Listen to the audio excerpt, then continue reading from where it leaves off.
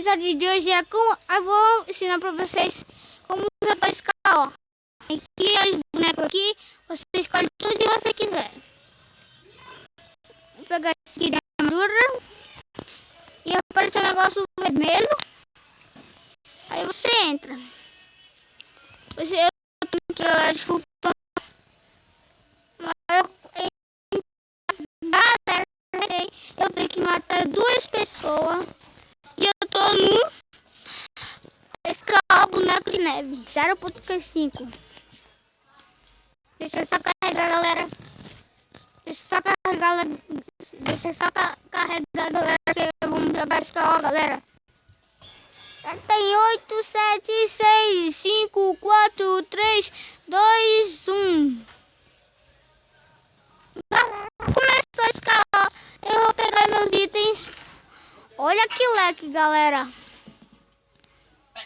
Olha o que leque.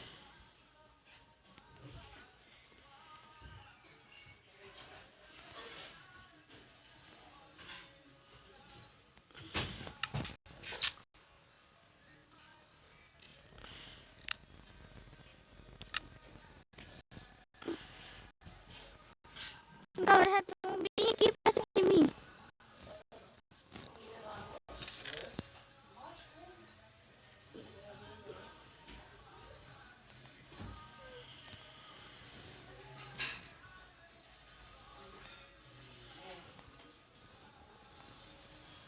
Jogando coisa?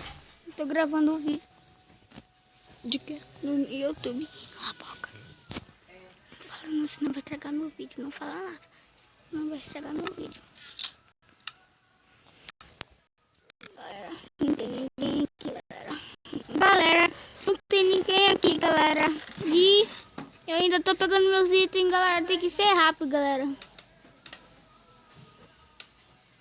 Pegar esse aqui, o frango assado. Tá aí, galera. E pronto, galera. Tem alguém me matando, galera. Morri, galera. Morri, galera. Desculpa aí, galera. E fui. Tchau, galera. Até a próxima que vem. E vamos jogar escala de novo, galera.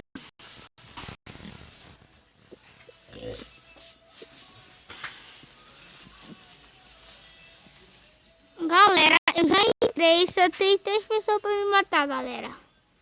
E já tá no 11. Guardou todo dinheiro.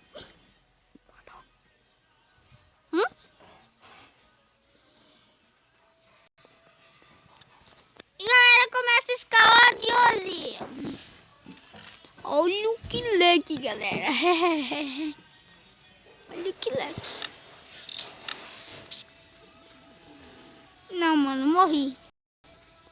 Morri na Minecraft para, galera. Foi. E até a próxima que vem.